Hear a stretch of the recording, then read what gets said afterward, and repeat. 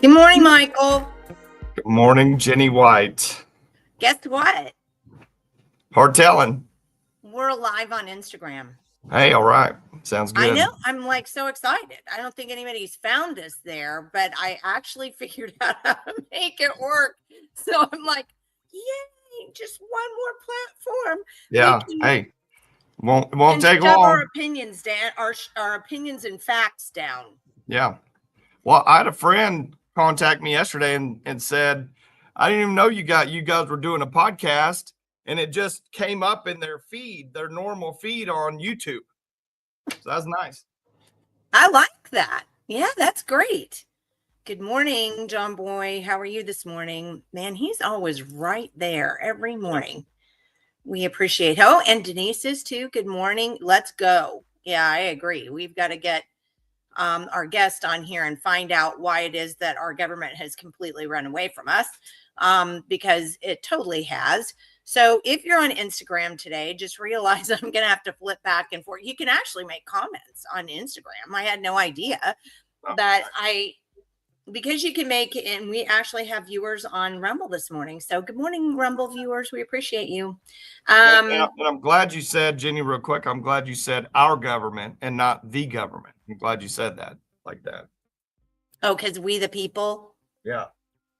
Good morning, Lisa. I think too many people think the government, like they're the authority instead of our government. No, it's our government, but they don't act like it's our government. For sure. And they're sure not this session, for sure.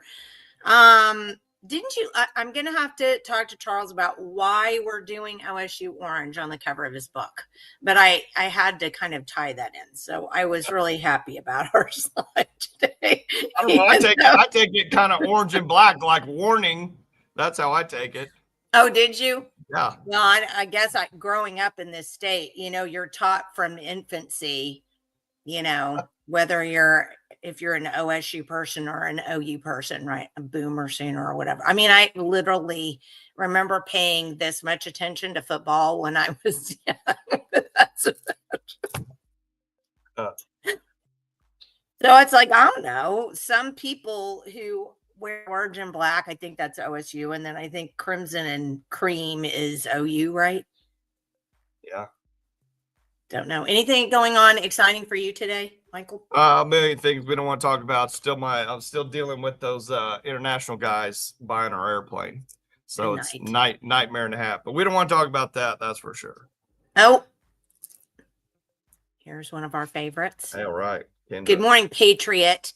So you probably missed this, Michael. So I'm going to clue you in so that you know how this is going to work from now on. So our friend Mary and I have declared, and I think Kendra was in on it too. We have declared that what we are going to do now is you are not a Republican or a Democrat or a conservative or a liberal or anything like that. You're either Patriot or Uniparty. Hey, there we go. That's pretty good. I think that's pretty good. So Kendra's already starting off this morning with our correct terminology because we are all patriots here. We are certainly not uniparty. So she's already started us off. I think Charles would agree with that. I'm not sure. We'll get him on here to see what he thinks about that. It's Memorial Day weekend. I totally there's going to be so much noise in the background on my mic. I'm going to have to be muted most of the time because we've got mowing going on over here. I don't hear anything. It'll trust me. I think it'll end up happening. There's a compressor going right underneath the window. So who knows? Oh, Kendra says America for sure.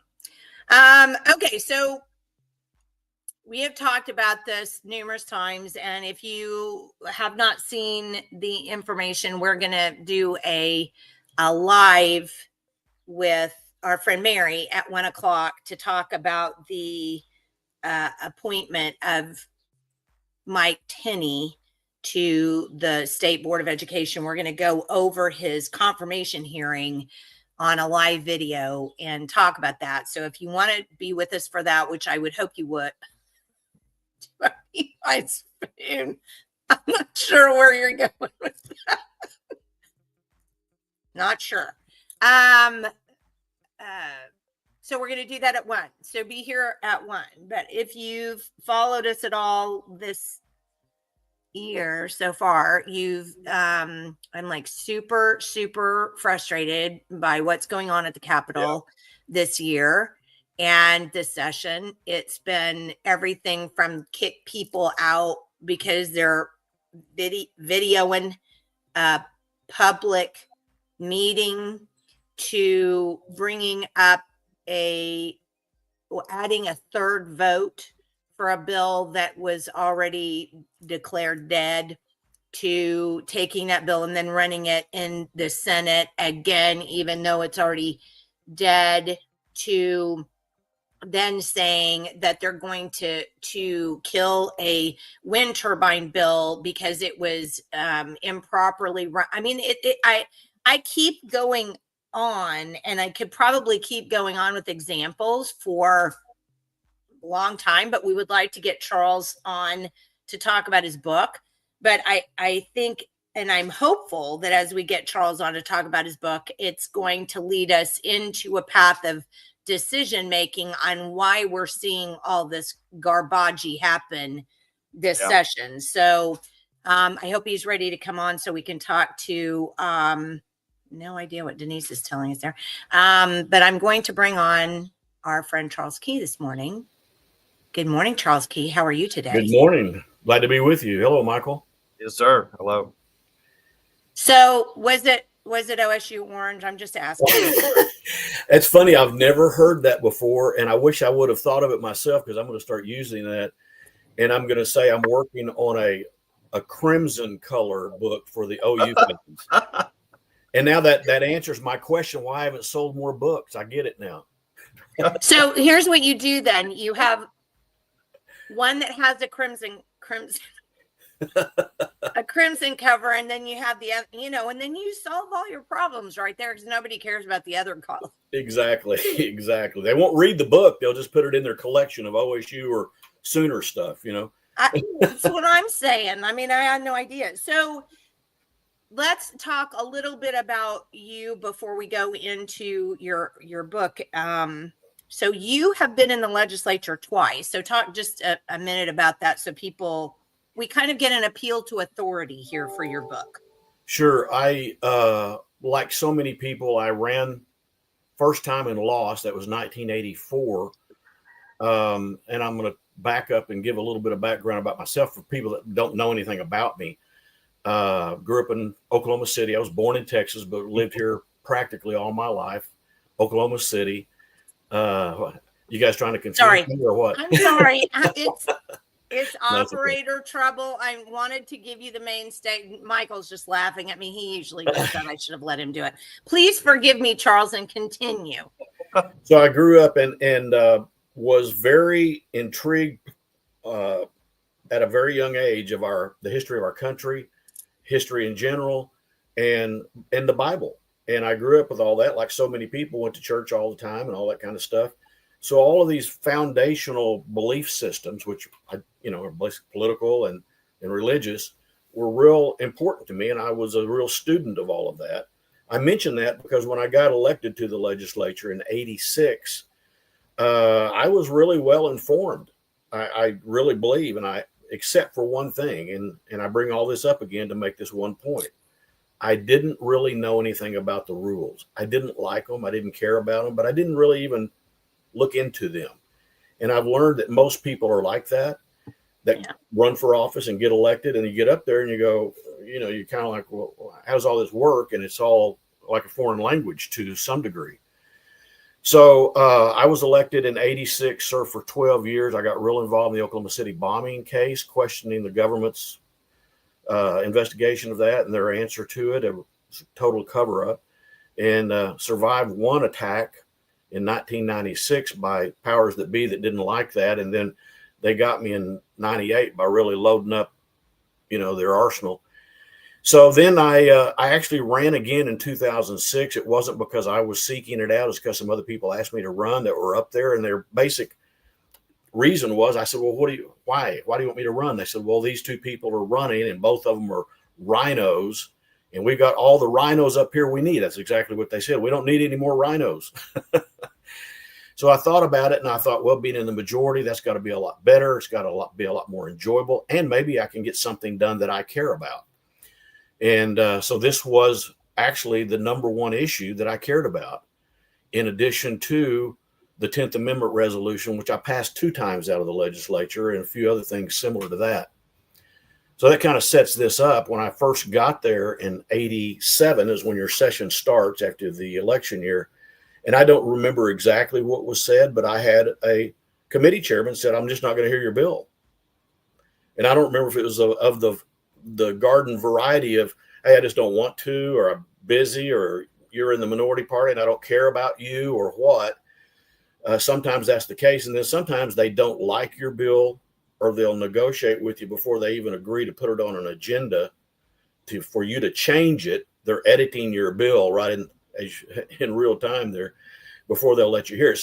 So I learned about that, and it really kind of blew my mind. And I went to research that and research, well, how do you change that? And I started filing legislation, which is what you have to do to change even the rules, to change that. And I started filing legislation to change the rules. Then I started filing legislation to create a law statutorily and even constitutionally that prohibits this practice. And the language would say something like, no duly elected member of the legislature can deny another duly elected member of the legislature the right to have their bill heard, period. We're going to, as we talk about this, we've created an organization to move forward with gathering signatures for a statewide petition that will put a state question on the ballot for the people to agree or not agree on this. And we actually looked into this about 10 years ago and felt like we didn't really have the support for it at the time. There's some interesting stories that go along with that.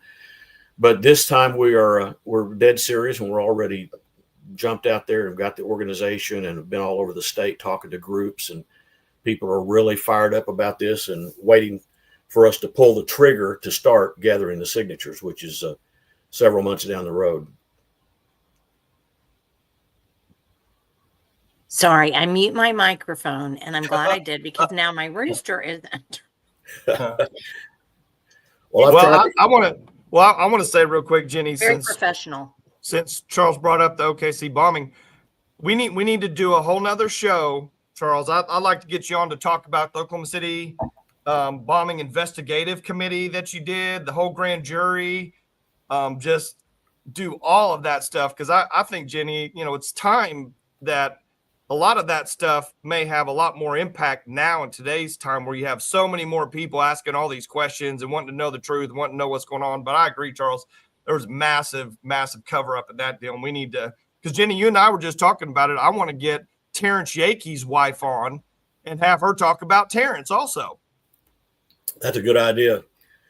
I'd be happy to do that. I've done a lot of that, and the kind of program that you guys put on, it would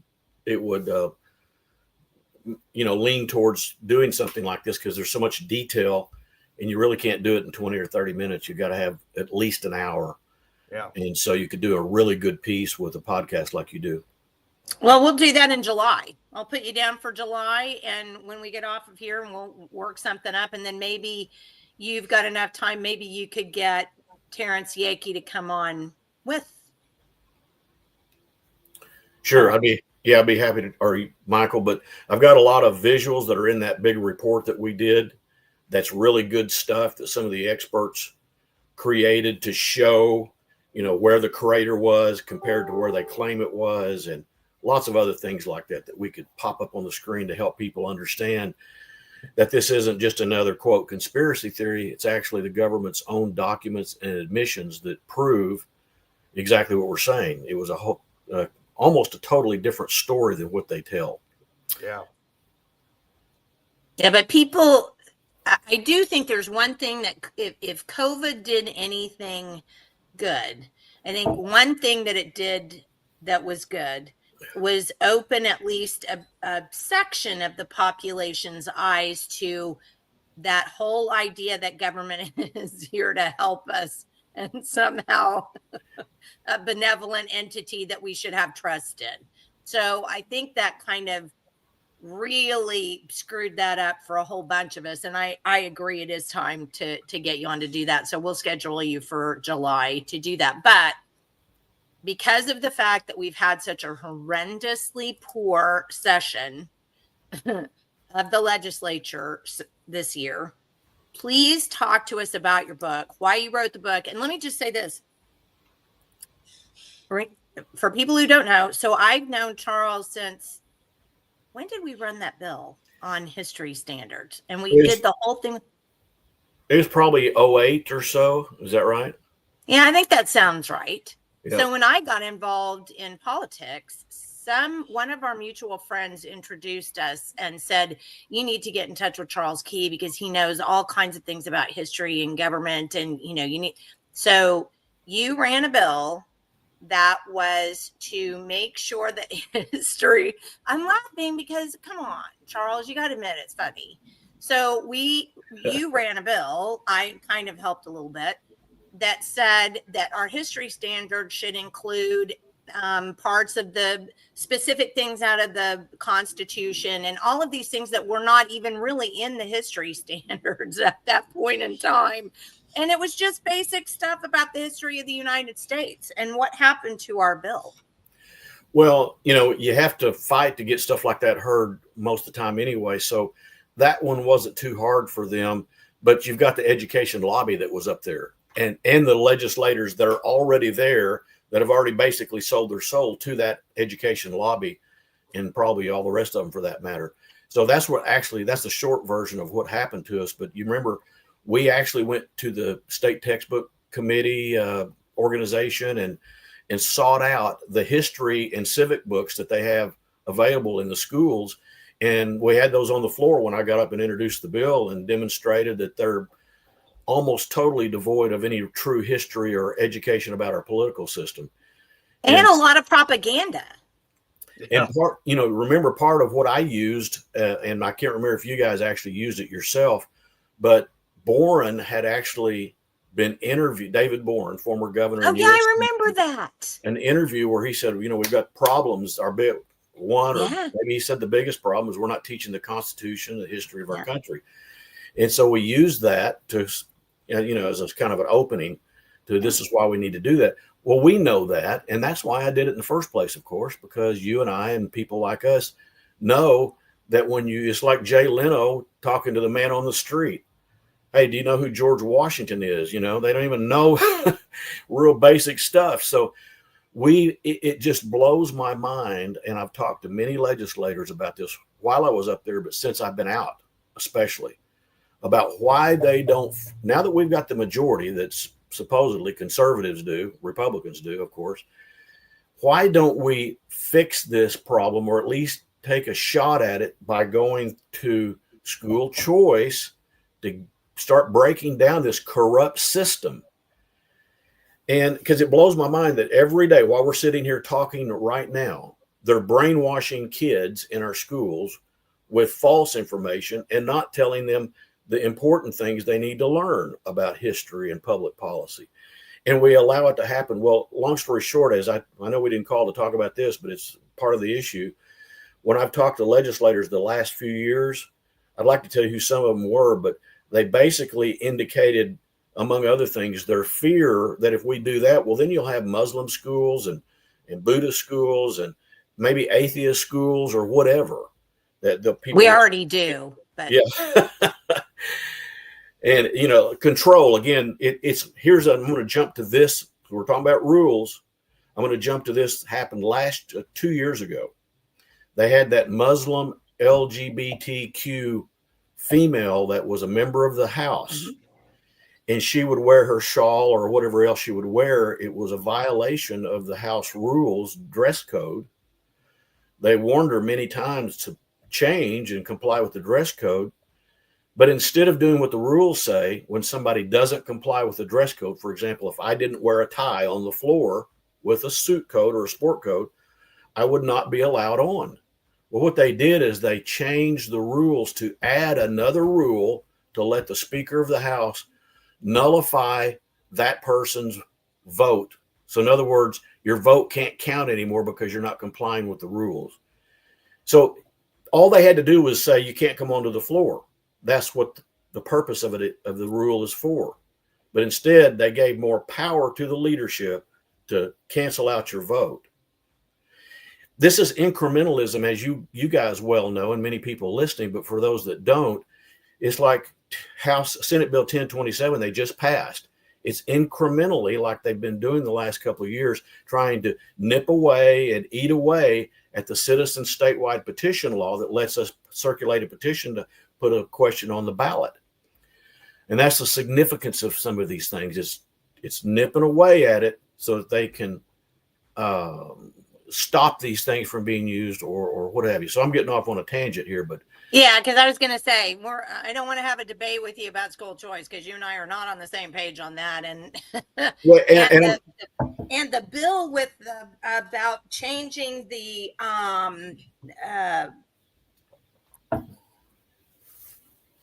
initiative petition process. Good night. I couldn't even come up with that word.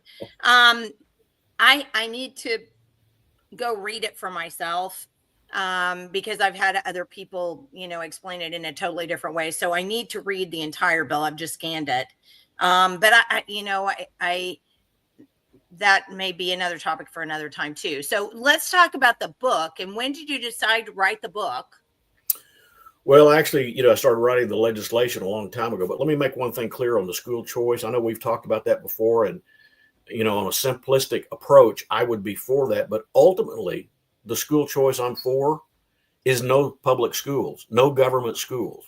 And then now there you and I are completely sympathetic. And so I'm just using that example as an example of where they're afraid to do the better thing or the right thing, but they're all willing to give themselves more power and control. Mm-hmm. That's my point.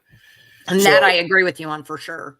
About 10 years ago, a smaller version of this was written. Some of activists wanted to use it as a tool to recruit candidates or use I remember that. And so I had always intended to do this OSU Cowboy version of the book. And I wanted, and I'm getting older and time goes by and real life goes on. And so I finally just decided I needed to get this done about 1.5 years ago. So I dove into it and got some help, which I needed because I'm not smart enough to just write a book all by myself. And so intended, when I wrote it, this version of it, I wanted to interview state legislators from around the country, which I did. But I also wanted to talk about the federal problem, which is bigger. It's bigger because there's just more money and all that kind of stuff. But it's a big problem. And the money, which is really behind all of this. Yeah. I decided not to get into the federal side of it or the money side because of this, which I think is extremely important about not only this issue, but some others that we could talk about. And that is every time it happens, Jenny, people start thinking of other things, either related to the rules, legislative rules, or some other issue that we need to fix. And they say, well, we need to fix, like, for example, the secret votes for leadership. Also, let's put that in there. And then somebody says, well, we need to limit the terms that the speaker or the speaker pro tem can serve. Let's put that in there. Then it becomes a Christmas tree kind of thing, but that's really not the problem. The problem is people generally don't understand this. Yeah. But even when they do, when you explain it to them, they don't fully get the significance of right now. They are denying. Let's say we had a bill and we would be those of us on this podcast would be for it, at least the three of us, that would abolish government schools. Let's say that would do that. And there was more to the bill that said, now here's how we're going to disperse the money and and what you can do. Well, let's say we were going to do that and they deny that even getting a hearing. Well, it doesn't get talked about. It doesn't get debated. The media probably is never going to talk about it because it didn't get a hearing. And the one most important thing is it doesn't even get a vote where you can see how your state representative and state senator voted. And if they didn't vote the way you wanted them to, you can't see that vote so that you can then go take them to task, discuss it with them, or go recruit another candidate to run against them. And that's what the significance of this is, hiding the truth, and people can't see more clearly what's going on in their government. And we have to fix that if we're ever going to change it, because it just keeps going in one direction, as we all know, away from control of the people, away from the people being the sovereigns, which they forgot that a long time ago. So we have to fix this. No, wait, it's not the Chamber of Commerce? No, not in reality, but I mean, not in the written document, but yeah, in reality. Oh in our gosh, state, well, I was concerned there for a second. I thought something had flipped and I just didn't know. Yeah, the state chamber and whoever gives them money, because the money is behind it. The money is behind it. And everybody has to understand that. As I've talked to people about our current speaker and leadership, got into conversations with some people about our speaker and how people in this district and many others think he's a wonderful person. And, maybe he is. I don't really know. But my favorite quote of founding fathers, at least, is Jefferson when he said, "In matters of power, let no more be heard of confidence in men, but bind them down by the chains of the Constitution." And the concept is, let's not have any more of this. Let's get, I remember one of our U.S. senators said the guy that was an actor that played a tough guy all the time was going to run. He ran for president. Fred Thompson. Remember that a long time ago? Yeah. And one of our U.S. senators said, that's the guy we need to have elected because he's got this image of like a John Wayne tough guy, No, what we need is somebody like a Ron Paul, or pick a whole bunch of other people that have integrity, have conviction, and they know what the truth is and they know what's right. And they're going to do it. That's what we need. So Ron Paul, one of my favorite people. I met he and his wife one time. That man is the sweetest man I have ever met. I mean, I'm not kidding. I mean, that guy just oozes sweetness. I mean, I don't know if it's because of years of, he was a pediatrician, wasn't he? Yes. Is that what he was? Yeah. I don't know if it's just from those years of kissing babies. I don't know, but that man was phenomenal. Everything that you have. So you consider the biggest problem that we have in our government at this point in Oklahoma is the lack of transparency about bills being heard. Is that, or is it just the leadership, the way it's based right now? I'm trying to drill down. Well, there's lots of problems. So I've stopped thinking this is the number one problem, because I mean, every day we turn on the computer and it blows my mind, Fox News and the Newsmax and the conservative ones are getting up saying, this is the biggest scandal that's ever happened. I don't know how many scandals more we can take that are the biggest ones, but this is one of the biggest ones. I would say that if we don't fix this, all of the activists and all of us that have been activists for a long time and people maybe are new to the game, you're just going to keep doing the same old thing. It's like Groundhog Day over and over and over again. Well, they wouldn't hear the bill. Well, blankety blank, blank, blank wouldn't hear the bill, you know. Well, that's the way it is, folks, until we change it. And we're not going to get much done because you don't have the ammunition you need. You don't have the facts you need. Does my state rep or does my senator really believe what he said when he ran for office? And is he doing that? Is he expressing that through his representation and votes? That's what we need to know. And we don't know that. We find out, well, why don't they do what they said they were going to do? We don't get it. You know, well, this is basically why. So, and I'm just diving off into this. There are a lot of conservative outlets out there that do like a ranking, right? A conservative ranking. Do you feel like that's even worth it at this point, or I don't know, what are your thoughts on that? And then kind of follow up on that by saying, what do we need to do? I mean, how do we need to fix the problem we have right now, which is leadership runs everything and the people are really just groveling for, scraps at this point? Well, the leadership thing, back to the simplicity of this fix, so to speak, this problem is when you take this. So the reason the leadership has the power, because the special interest groups know that they can deny things from even being seen so that people know it's there so it can be talked about. But they also know that the leadership has that money. They don't just have money going into their personal accounts, meaning the speaker and some other leadership. They create other PACs, and those PACs, or they are connected to other PACs, and then they can direct that money. They can receive money into multiple PACs. That gives them more money to spread around, which they spread around to other members, and the members know this. So the members know that, you're not going to be hurt. So this is how this thing can get kind of too thick, and you kind of lose track of it. So think about now, the money goes to who? It goes to the leadership primarily. They don't distribute money fairly to everybody. It goes to those who have the power. And so when you stop that ability to have the power to say, no, we're not going to hear your bill, or no, we'll hear your bill if you'll take out this whole section and put this in its place.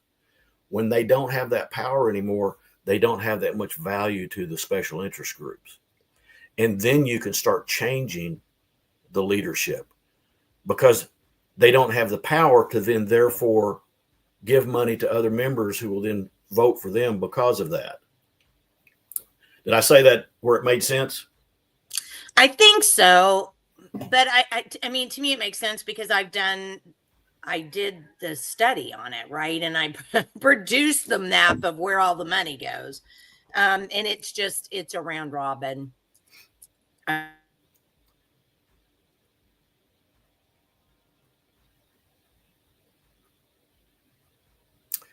have lost you altogether. Yep, I can't hear you. I had my mic muted because of the fact of the background noise. Sorry. Shelley says they use community foundations and the nonprofits to drive their agenda, which I do believe is part of it, because what I was saying when I was gesticulating without my mic on was that, I did this study on the dark money and showed it just goes inside. I mean, it's just a round robin of, the money that goes around. But I think what I wanted to get at was, so you feel like even if we were to vote in new leadership, that until we figure out a way to get them to keep from taking special interest money, then we're just not going to get anywhere? Well, I think it's kind of like strategic thinking. What's the odds of us being able to change the leadership? Well, to change the leadership, you have to have enough votes of people of like mind. Let's say we'll talk about the House first. So how many do you have to have? Well, you've got 80 or 81 members in the majority party. So it's going to have to be at least a little over half of those that vote in the new leadership. Well, how would conservatives, for example, in this case, whatever we want to call ourselves, but conservatives, constitutionalists, patriots, how do we get one of us elected in that scenario? It's really well, difficult. I mean, well, but look, I do think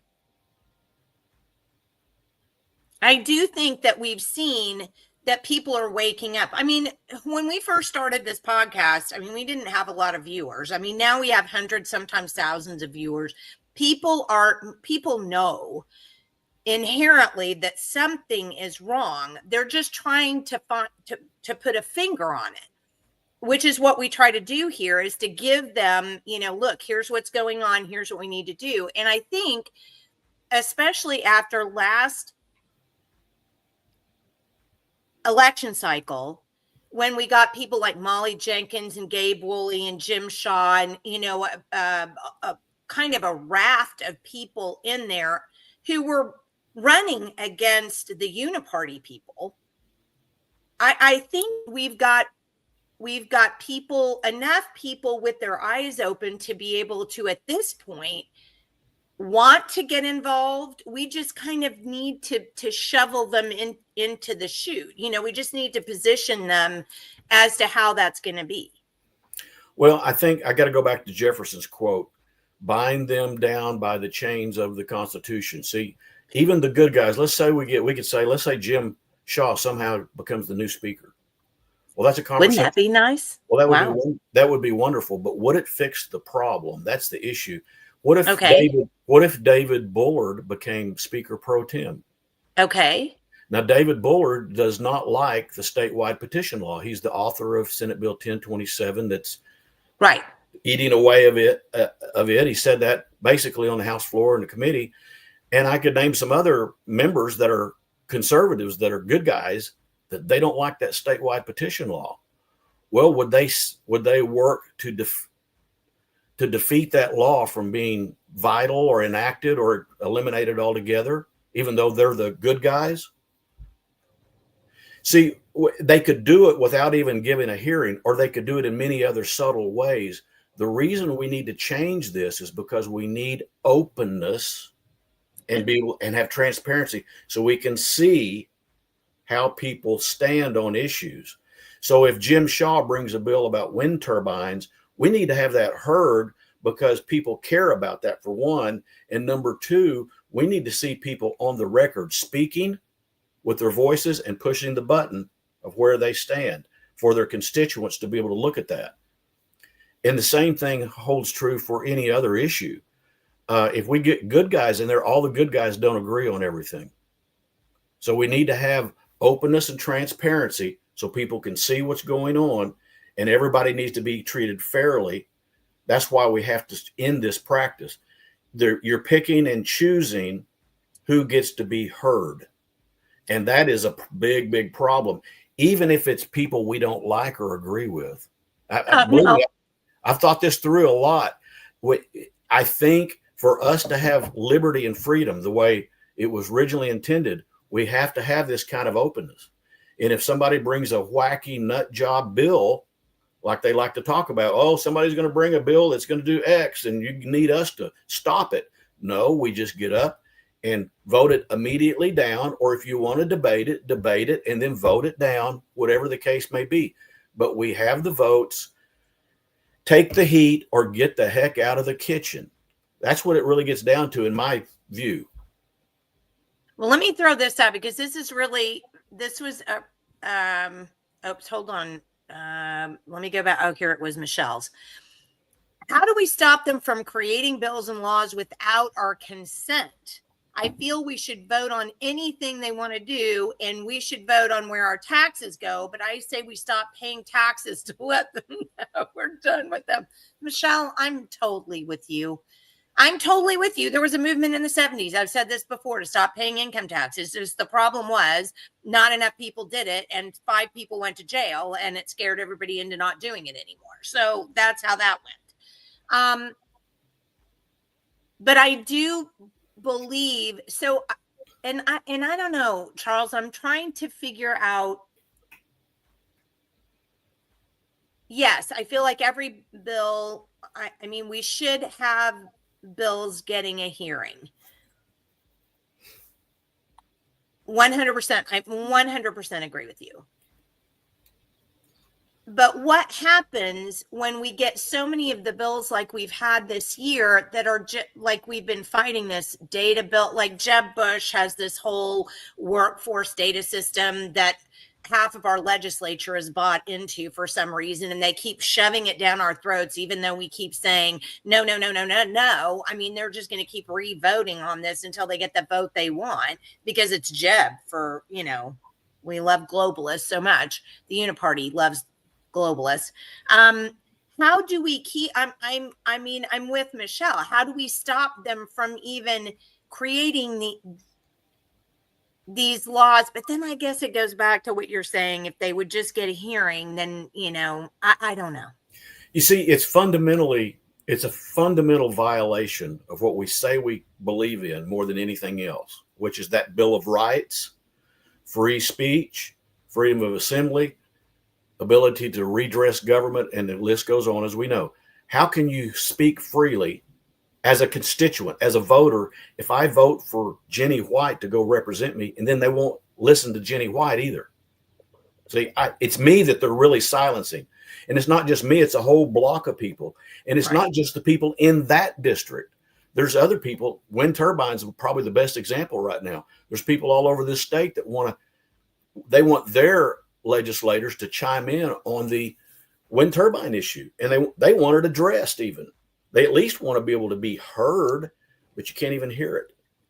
It's fundamental, and I think we need it to further the thought there. I believe is that because it's such a fundamental thing, until we set that straight, there's going to be perversion in the way the system works. Even if we get 14 Jim Shaws in leadership, it's not going to work perfectly, because there's going to be disagreements, other problems that come up.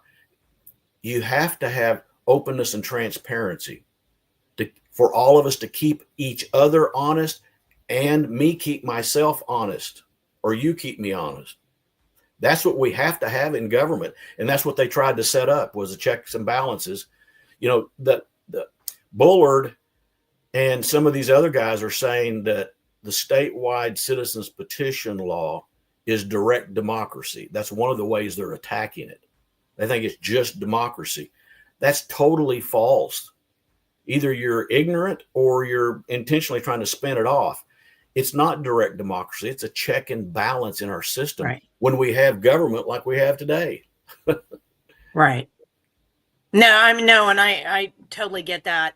And I don't want to get off onto that one, because what I really want to do, I'm kind of ashamed because I have not read your book yet, and I just haven't done it. Tell us what's in the book, why we need to get the book, and how it's going to help us overcome the problems we're seeing today, which is government of and by and for the Chamber of Commerce, and not government of and by and for the people as was intended. When any bill comes forward, like I'm not trying to harp on 1027 that Bullard was the author of, but it's one that I worked on a lot with other people this session. So when a bill like that comes forward, for example, in that case, the original author was a different person. It was Paxton, the head of the Senate, and then they added Bullard to it. Then it went to committee. Then they took Paxton off and had Bullard on it. And then they had Oklahomans for Life send out an email to all senators saying, Senate Bill 1027 is a pro-life bill. Vote yes. Which it has nothing to do. A pro-life bill? Yes. Yes, I couldn't believe it. Wow. I was up there to go see some of these guys and visit with them. And then I had a couple of LAs. Both of them said, hey, is that why I'm getting this email from Oklahomans for Life? Well, the point is here, it has nothing to do with pro-life. They're pulling out all the tricks of the trade to try to get something passed. So back to your question, where did the language come from for that bill? I mean, you'd have to know more about it, but where did the language come from? It gives more power to the Secretary of State, who's a political appointee, and then it does some other things. Did it come from a lobbyist? Did it come from the Chamber of Commerce, who does not want this bill? They don't want transparency. They're the ones that have as much control as anybody else up there. Yes, it's So factual. see, it's coming from them. So they put this out.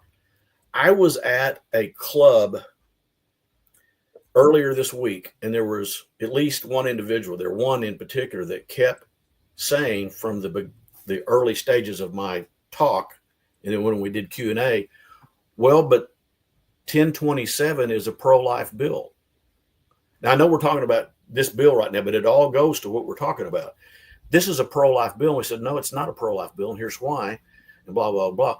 Well, what's happened is you've got a number of, a lot of people out there that they are wondering, is it really a pro-life bill? I need to pay attention to this. Pro-life's really important to me. If you're a legislator, if you're told this is a pro-life bill, you're going to really be thinking about that. You're going to be really tuned into that, because you know, for most Republicans, your constituents are going to be in favor of a pro-life position. So if you're told that, it's going to really push you that way. If you're a legislator who doesn't dig deep, which is probably most of them, quite a few of them anyway.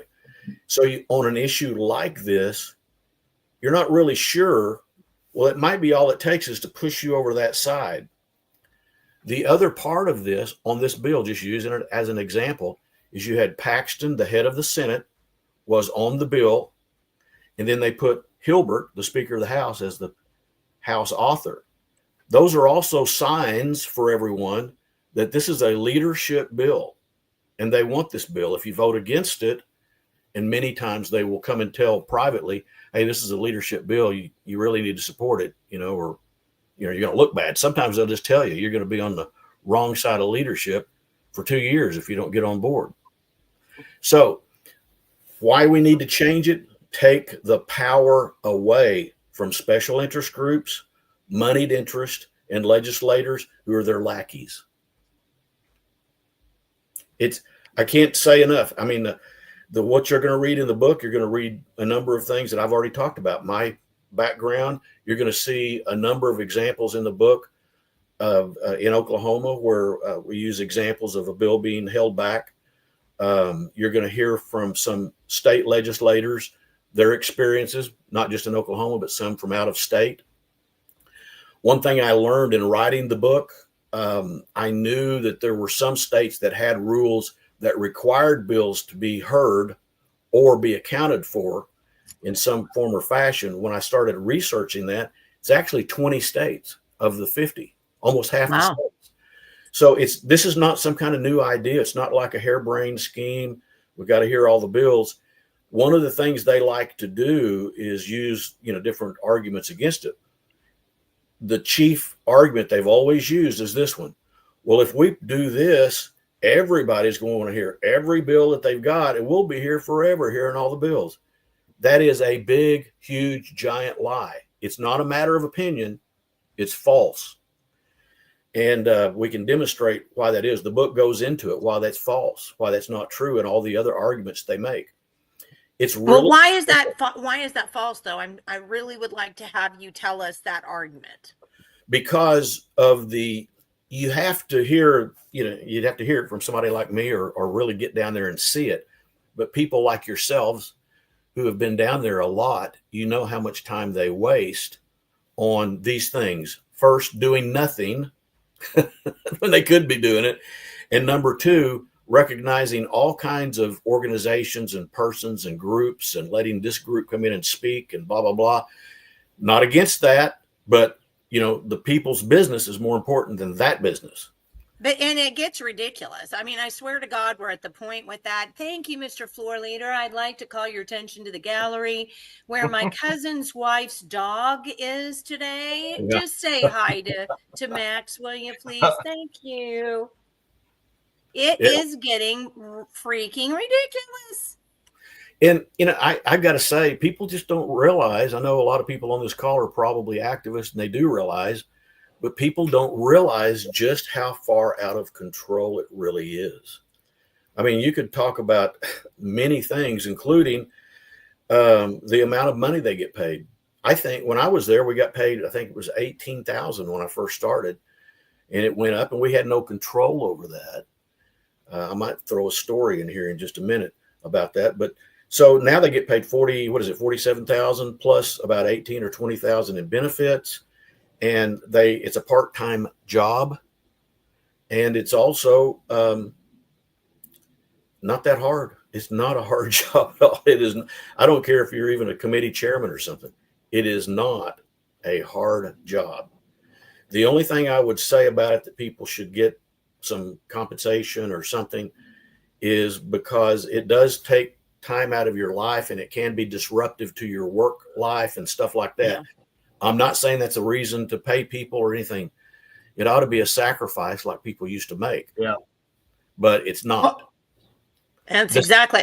I want to throw a couple of comments up though, because and we've got a lot of them this morning again, and I'm sorry I haven't been putting them all in, but this goes directly to what you said. Valerie said, and this happened the other day it was on a bill, wasn't it, Valerie? I think I remember which one, but oh my gosh, I've been the brain.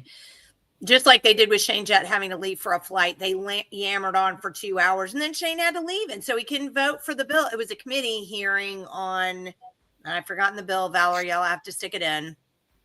But they just basically filibustered until he didn't even have any time anymore, and then he had to go leave to make, it was that same day they kicked Sandra out. Okay. So it's,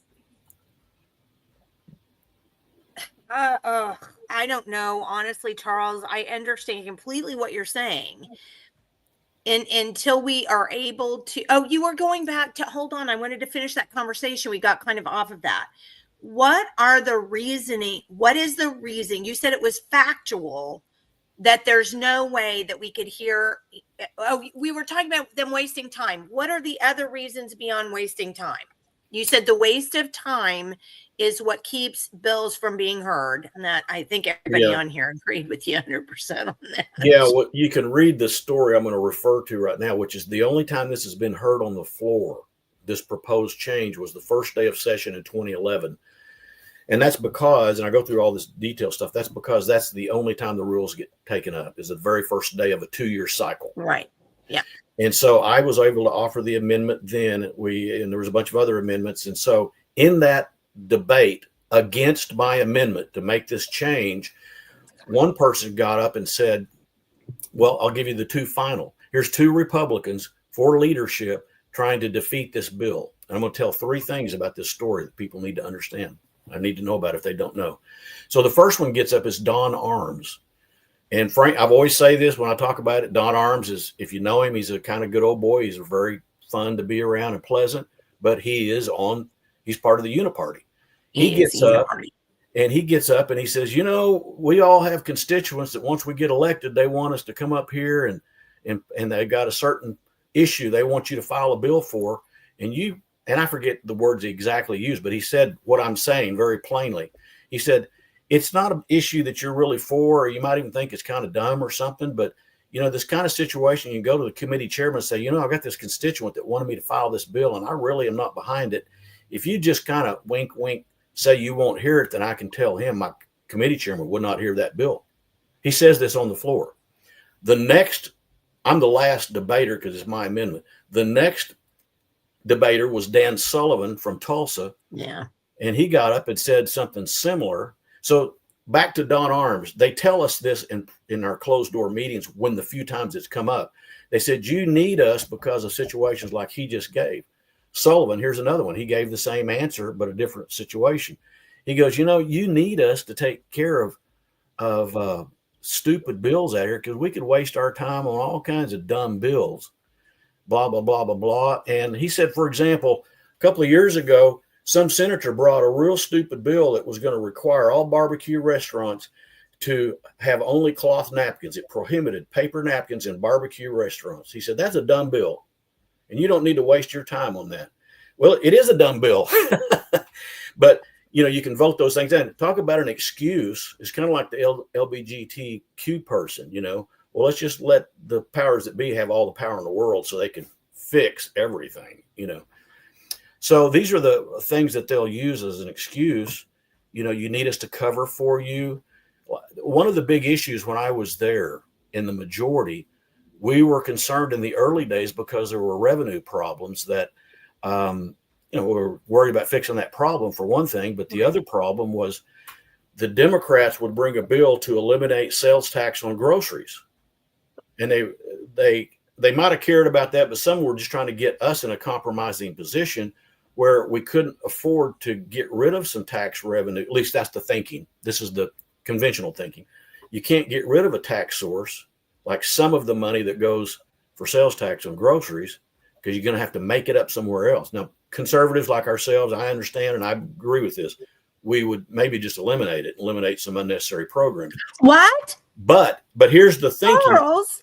So they eliminate programs. So behind closed, this is what they would say to us in our majority caucus meetings. The few times this would come up, when they bring that up, you need us to not hear it, so you don't have to go on record for that as having voted whichever way, making somebody unhappy. And so there's a lot of members and that want that kind of a situation, and they're not going to come out and tell their constituents. I'm in favor of strong leadership having power from the top down so that they can cover my rear end when I don't want to go on record. Nobody's going to say anything like that. And so that's why I make the point. I keep making the point after all these 20 something, almost 30 years, you've got to pull this power play away from them. Then we can start fixing a lot of other things. But as long as they have this power, they're going to use it, and it's going to pervert the system, and it's going to frustrate people. And like those of us that are on this call, we've seen how many people walk away from the movement as activists. A ton. That's a sad thing, but I'm kind of glad you said that, though, because I say that very same thing on this show all the time, because I'm like, you guys, I see people just give up, and go off, and I don't know. It's so frustrating, but I want to ask you this question. Caucus, to me, and we've talked about that on this program, that specific thing with other legislators, caucus is a slap in the face to the people of Oklahoma, and they don't understand why. They don't understand that it's a group. The Senate goes behind closed doors and talks about the stuff that you just talked about. How to manipulate the system without the people understanding.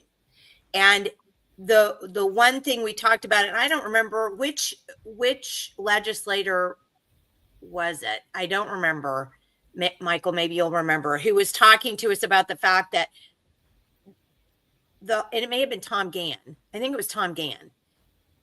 We're those people that are represented, that we elect to represent us in the state legislature, are representing us individually, us as individuals. It's not the state legislature as a group. It's each individual legislator representing their individual district. And what happens when they get into caucus is bullying, harassment, whatever you want to call it, trying to get people all on the same page about a single bill, which is not the way to do anything, because no single district is going to be alike. They should be representing their districts. Is caucus in the rules? How did caucus even come to be a thing? Well, okay, let's talk about a couple of things. I'll hit some just bullet points. First of all, most people don't understand this. A legislative session is 2 years in length, and it starts, and in 2 years it dies. It doesn't it doesn't continue to exist, technically speaking. So that's why every 2 years the rules are taken up on that first day of session, because technically they don't have rules, and so they have to acquire rules to function. They don't have to, but that's what everybody does. And so they acquire the previous rules from the legislature, and that's why the rules are taken up at that point. And then they function underneath those rules, except when the leadership wants to cheat, of course. but we won't digress on that because we've been talking about that. But that's how this works. Is it's a 2-year cycle. And so I'm sorry, what was your specific question again? Well, how do we stop caucus? Is it in the Okay. rules? I Is think it we're just something that we do and we just say, we've always done it? I mean, how do we stop that? Because I think that's another one of the problems, the lack of transparency, because that's where we vote for leadership, is in those caucuses. well, when we do a state question like we're doing specifically, we have some research yet left to do on some of these things. On the stolen government question, we know what we're doing there, but we will have a second state ballot question. We're calling them number 1 and number 2. Stolen government's number 1. Number 2 is on secret votes for leadership. And I'll finish the comments answer to your question like this. I believe at this point, we still have some more research to do to make sure, talk to some lawyers and that kind of thing. We're pretty sure that the reason they can do that is because they've been exempted from the Open Meetings or Open Records Act, whatever it's called in Oklahoma. That's why we believe that's the case. So it might be as simple as eliminating that exemption, and then they're going to have to make public their records. But it was important to lay that stuff out, because when we ask, well, what about the caucus? The caucus goes into each of the parties go into a private caucus regularly to talk about things, and there's nothing wrong with that. The question is, do we want it to be secret, open, parts of it open, what? Well, as far as voting for leadership, it needs to be open. And they don't like that. The reason this came up, and I'm even talking about it, and we're going to run a petition on that, is in January, February of 2024, when I had come out with this book, and then I went around to the different county GOP organizations with the great help of the grassroots organizations and people that are out there. I went around to way over half of them, and they were in the process of taking the vote for leadership at that time in the legislature. So as I talked about this, and then we did Q&A at those groups, people would bring up and say, well, yeah, they're doing this right now and blah, blah, blah, blah, blah. So, and they didn't like that, because what ended up happening is people started calling, especially on the Senate vote, calling their senators and saying, vote for this specific candidate.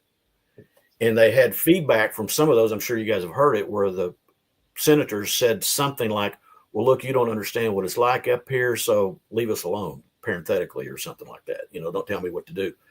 Well, if you look at what Pro Tem Paxton has said recently, it's bullying and harassment for members of the public in their districts to call their representatives and express their opinion. And I believe it was Senator Pugh that kind of in a roundabout way during the hearing for one of the state school board members essentially said, once you elect us, whatever we do, you're putting your trust in us, and you don't need to keep calling us, is essentially, I think, what he had said. So that's kind of where we are. Yes. Yeah. Yeah. It's that top down mentality. And, a lot of people maybe talk one way, when they get up there, they'll start thinking differently all of a sudden, now that they're part of the club. And that's another angle on all this is, the mentality. People take a new job somewhere, for example, and you have to become part of that. You have to buy into it at some point to some level. And so this is kind of like another job. You get up there and you can then say, hey, I like it up here. This isn't a bad deal. You make some friends. You start, if you don't already know, you can learn that, I could become a lobbyist. I could maybe go to work in an agency. I could maybe get a pretty good job in a state agency, et cetera, et cetera, et cetera. So you kind of go along to get along. It's the good old boy system, as it's been referred to for many generations now. So with all of these things inherently built in, and ultimately it's that all men are fallen, all men are sinful, all human beings are.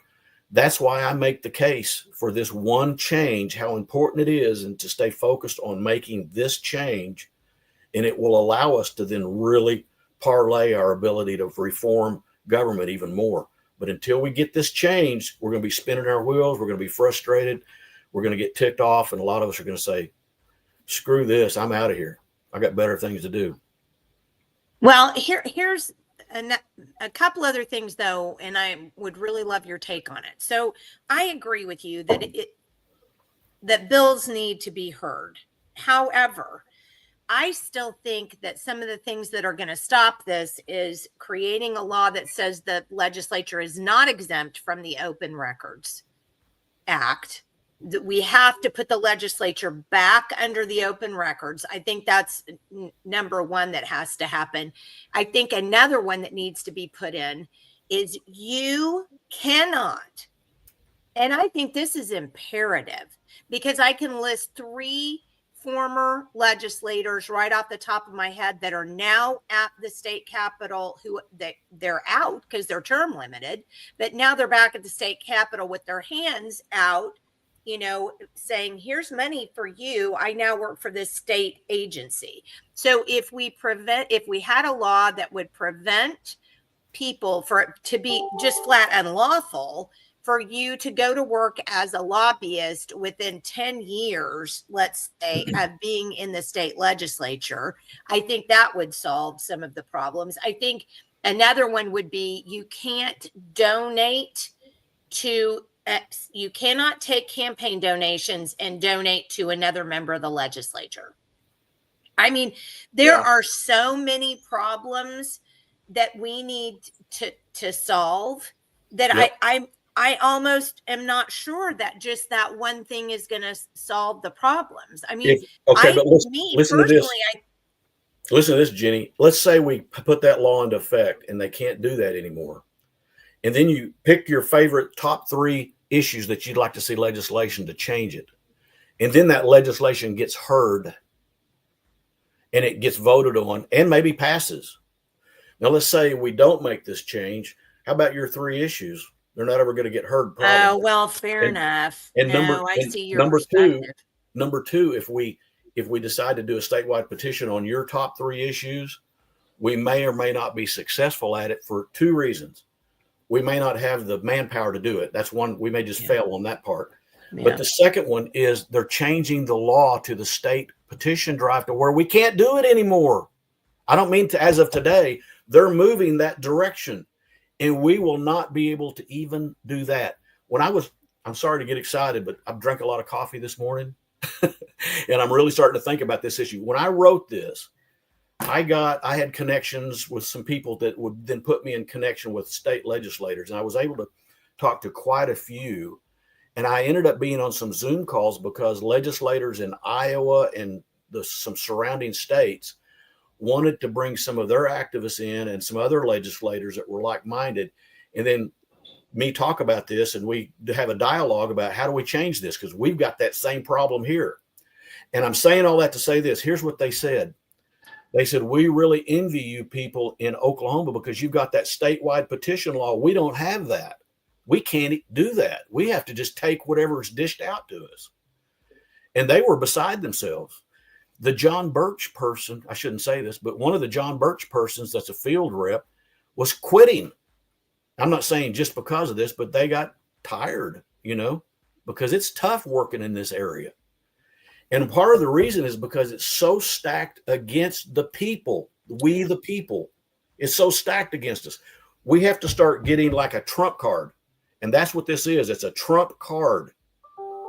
Boy, no pun intended there, but a trump card where we can say, no longer can you do this to us. Here's the bill. Now, here's what people need to know, because I'm going to have to get off in a little bit anyway. But people kept asking from time to time, well, they're not going to hear the bills. Let's say we pass a law that says you got to hear the bills. What if they don't do it? And there's no penalty. Who's going to do anything about it? We're going to put penalties with this, and it's going to be 2 levels of penalties. If you're guilty of denying another member the right to have their bill heard, it's a $10,000 personal fine, unpayable with campaign monies or any kind of money like that. If you happen to do it a second time, you're expelled from the legislature, period. I think we'll get their attention. I just feel so strong. It's not, and I'm going to use maybe I won't use that word. This isn't because I'm a legislator that's ticked off because they wouldn't hear my bills. Not sour grapes. Believe me, I'm ticked off because they wouldn't hear my bills. But that's not the reason I'm doing this. It's for the reasons we're talking about. Nothing's really substantially going to change. Here's one last thing I want to tell you. Let's go back 1 year. This time, 2024. We hadn't had a presidential election yet. We weren't even sure how it was going to turn out. And we still have a bunch of wacko nut jobs up there.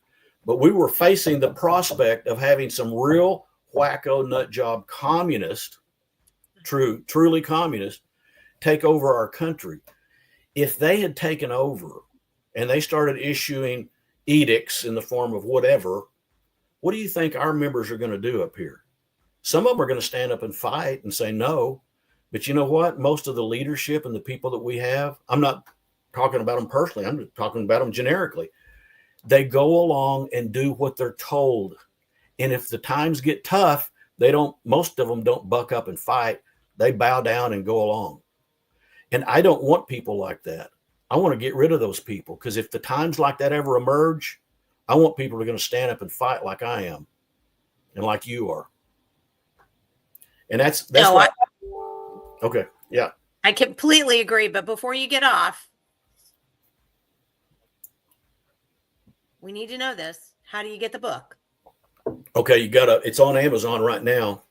You can go there and get it real quick. There's hard copy, a soft copy, and a Kindle version. And I think there might be a Audible on there now too. There's supposed to be one. So, or if you can catch me, I might have some with me if you can run me down. But we're going to come with this issue. We're going to come with secret votes is another issue. And we will likely have a third issue.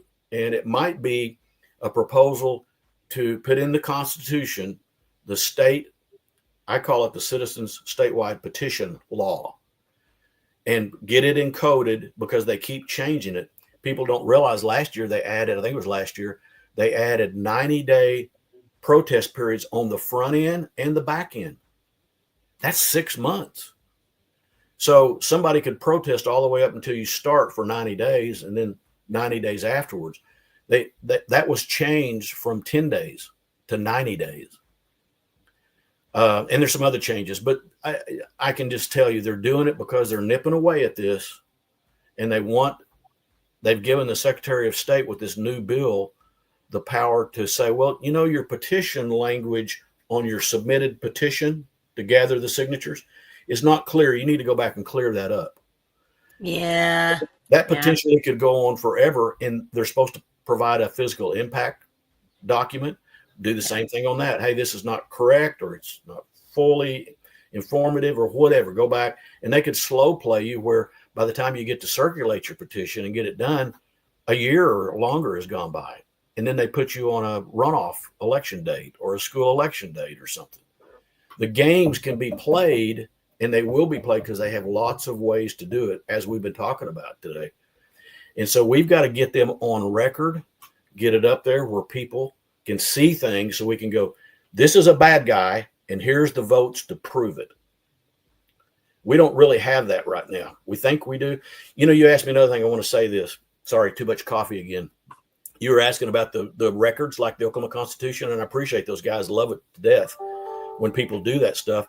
But I started realizing this some years ago. I thought, when somebody gets 70%, 80% or whatever, that's wonderful. That's great. We think in passing grades. But the problem is, I want to know what that 20 or 30% is you didn't vote for, because a lot of times when it's our guys, like a James Langford, he's voting for bad stuff in that 20 or 30%. And we want to stand up and cheer for them because they got a 70% voting record. Big deal. You should only get applause and recognition when you follow your oath of office, period. Case closed, in my opinion.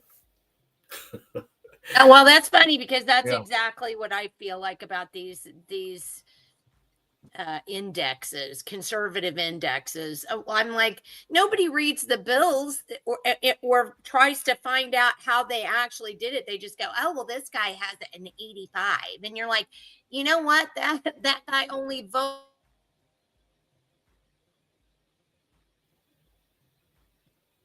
Yep, you froze up on me. So There we go. that's, oh, I'm going to vote on every gun bill because I know people are going to care about that. I know I'm going to vote on every abortion bill because people care about that. It's all the other crap in between that's killing us. Yep. All right. Well, I know you got to go, Charles. I will get with you and we will get a date set up in July because I'm booked in June, but I will get you a date set up in July to come back and let's do the show on the bombing. I think it's about time. I agree. I apologize for the lighting. I'll have it fixed when we do that. Well, please do, because we'd like to see you. And the way the sun is coming in my window right now, all I can see is the side of one of your face. You have your face. So I got to fix we that. need to So get better lighting. But thanks for being with us, Charles. It's always good to talk to you. I really appreciate you being on with us today and taking the time. And we will get your book and we will continue to talk about this and get that out there. So thanks for being with us.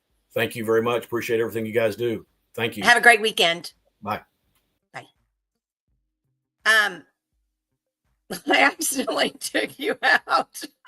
I didn't want you on anymore. I was like, get out of here.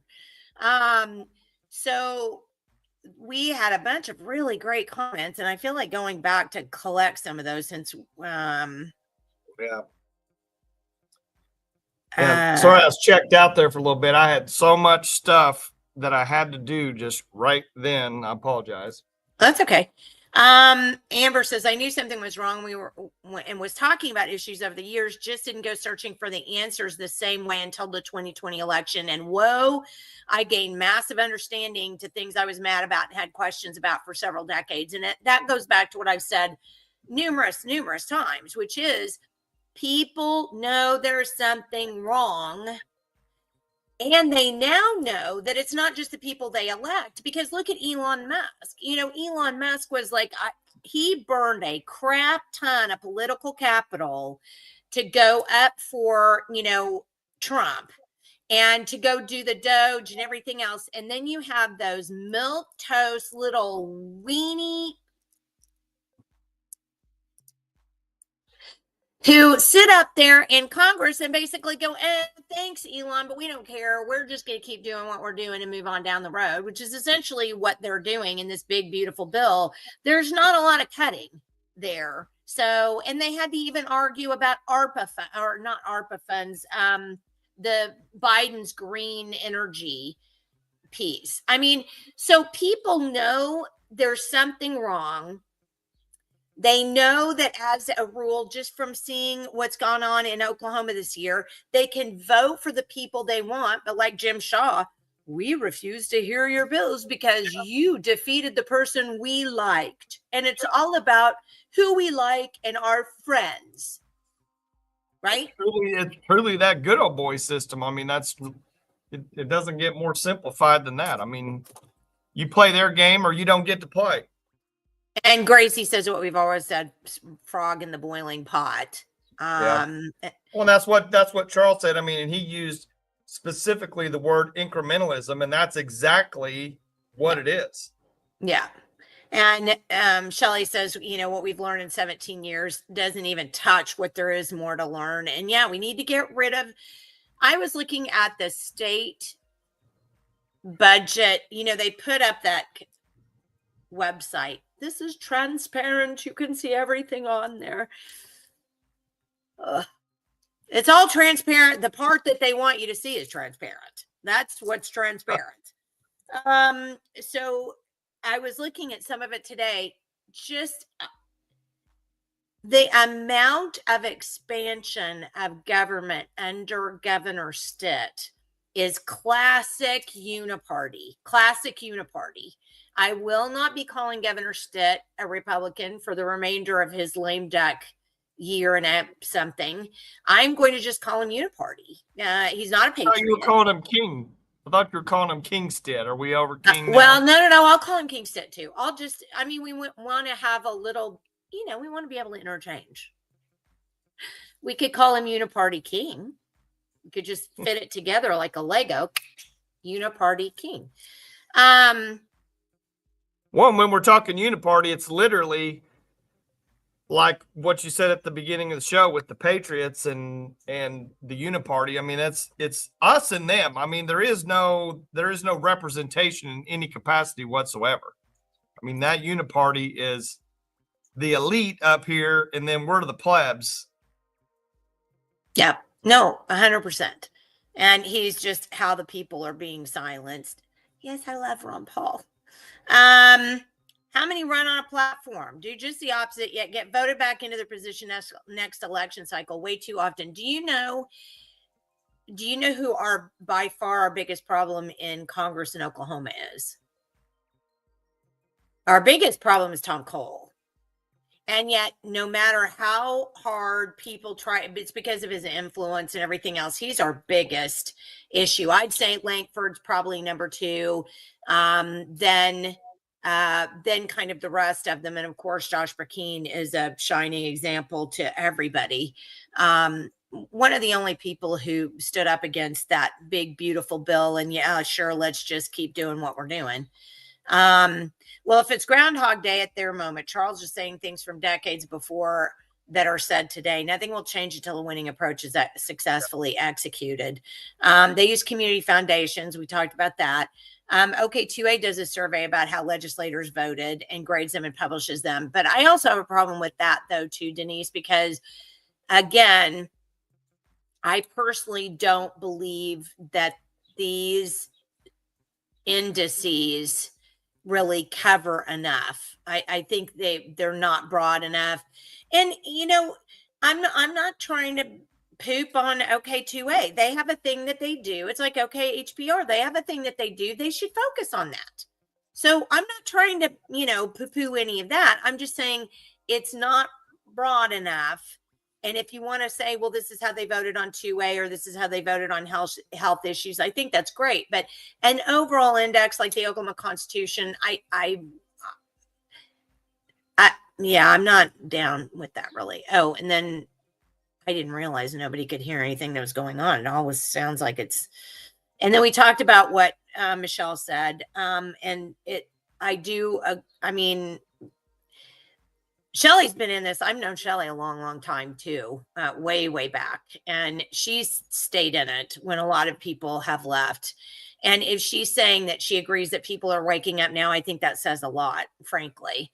How many times have I heard from an elected person? I have text messages like that in my phone right now. I could show them. You just don't understand. I know more about this. I'm down here on the floor. You don't know what's going on. I'm telling you that this is what it is. Oh my gosh. So true. Open debate is a great way to learn. Do you know one of the few times I've seen, there have been some great debates. Gabe Woolley's given some great debate. Molly Jenkins, Dusty Devers. Jim has too, but man, Dusty Devers has kicked some butt in these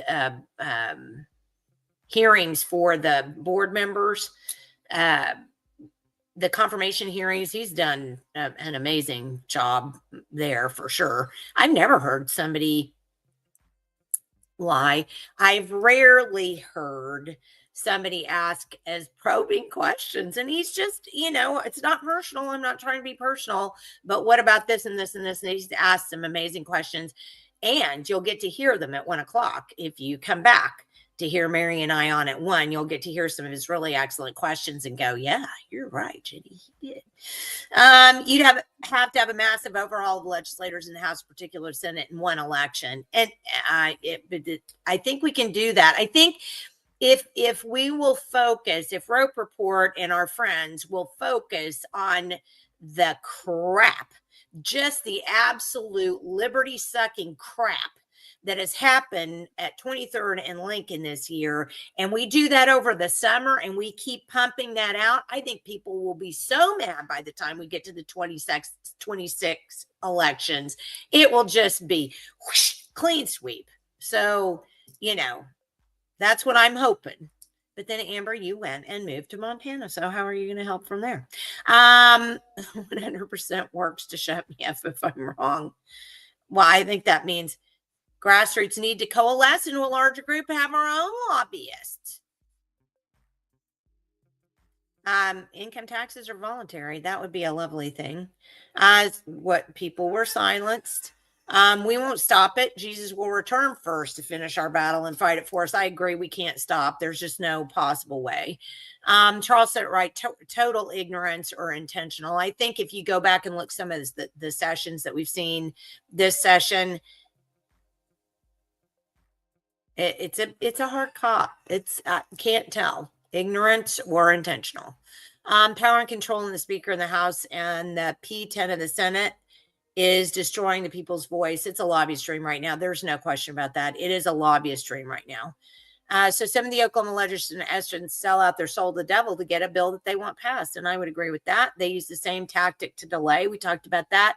Charles is one of the most balanced people I've met. I agree. I mean, I've known Charles a long time. Like I said, I see the initiative petition thing differently than him, but I need to go read the bill and really, really look at it before that. And then he and I are not on the same page at all in terms of school choice, other than we just need to get rid of it. And we talked about that, Valerie. It's a miracle that term limits passed in 2010. Now we've groomed and revolved generations of uniparty leaders into the legislature. That's a fact. It's not a hard job, I believe. If it's not a hard job, I believe then the legislators aren't doing their job, and I would agree with that completely.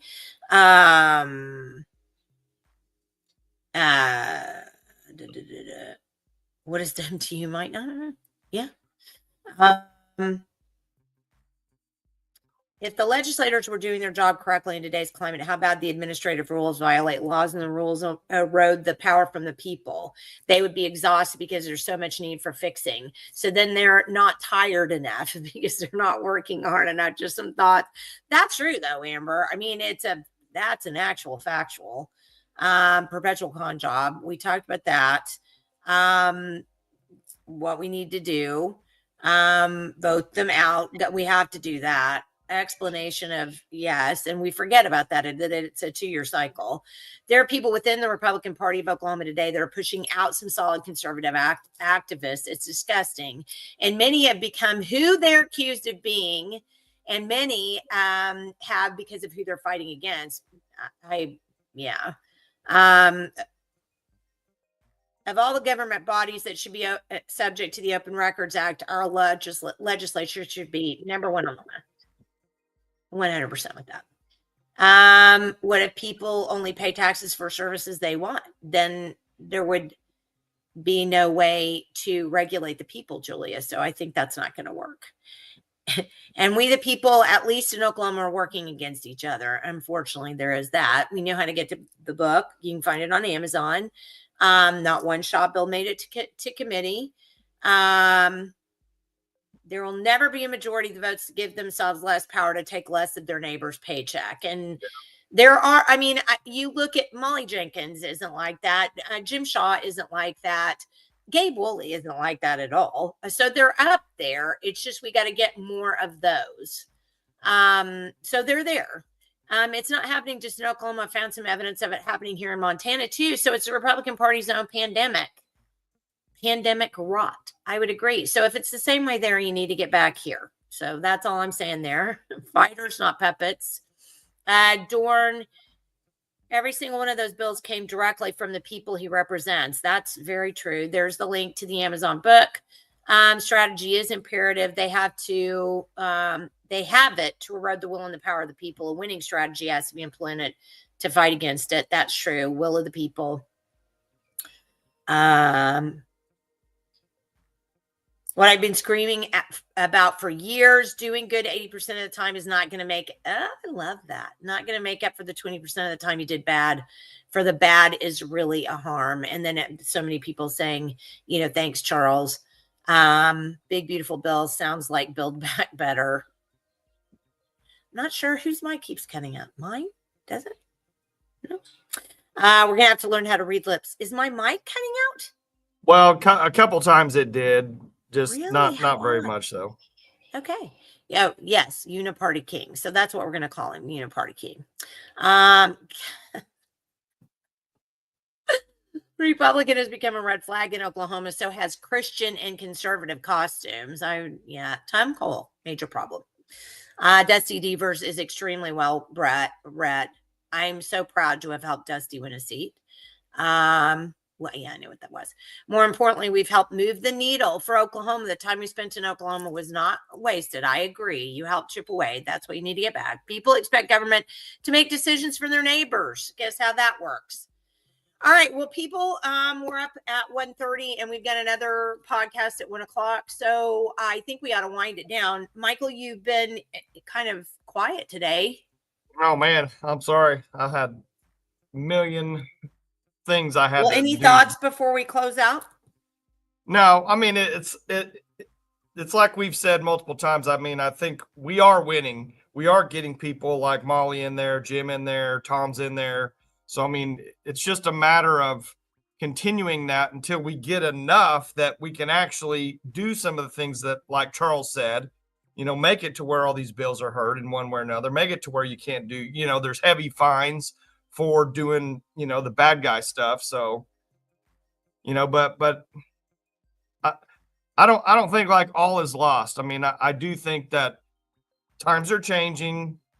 People are getting more upset. People are waking up more, I guess. I mean, I hate to say waking up because I don't like to use that term, but I do think that things are turning, the pendulum is starting to swing in the other direction. I'll say that.